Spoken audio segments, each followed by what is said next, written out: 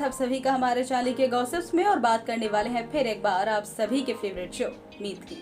जो मीत की कहानी में तो जैसे कमाल ही हो गया है कि जैसे मीत अहलावत को अपनी गलती का एहसास हो गया है और उन्हें ये याद आ गया है कि उनकी लीगल वाइफ अभी भी मीत हुडा ही है।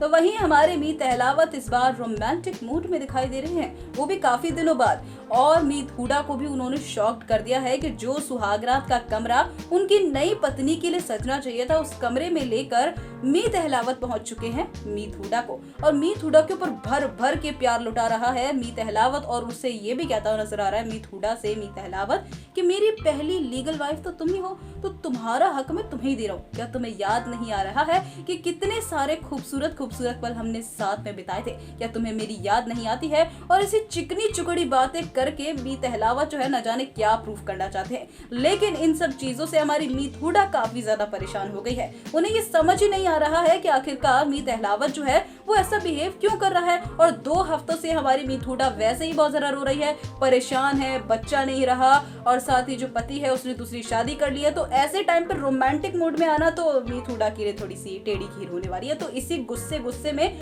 मीत हुडा ने पूछ डाला है मीत अहलावत से, आखिरकार ये सब तो क्यों कर रहा है, क्या कर रहा है? क्योंकि तेरी तो दूसरी शादी हो गई है ना, और ये जो सुहागरात का कमरा है ये तो तेरी नई पत्नी के लिए होना चाहिए। तो फिर तो ये सब मेरे साथ क्यों करना चाहता है, मुझे क्यों इस कमरे में लेकर आए? तो मीत अहलावत कहते नजर आते हैं कि तुम मेरी पत्नी हो, यानी कि तुम पर जो है मेरा हक बनता है, और मुझ पर पहला हक तुम्हारा ही बनता है, फिर उसका बनता है। इसलिए मैं तुम्हें लेकर आया हूँ यहाँ पर तुम्हारा हक देने के लिए। और इस बात को सुनने के बाद मीत हुडा को इतना गुस्सा आता है कि अपने पति को जोरदार तमाचा ही जड़ देती है। क्योंकि आखिरकार इतने ज्यादा इमोशनल आउटबर्स्ट के बाद क्या मीत हुडा का मूड होगा कुछ भी अच्छी बात सुनने का या करने का?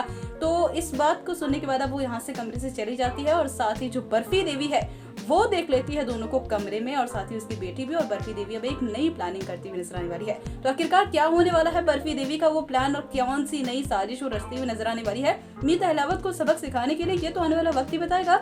लेकिन आने वाली सभी अपडेट्स के लिए हमारे चैनल को सब्सक्राइब कर बेल नोटिफिकेशन को दबाना बिल्कुल भी ना भूले, जिससे आने वाली सभी अपडेट्स आप तक सबसे पहले पहुंचे।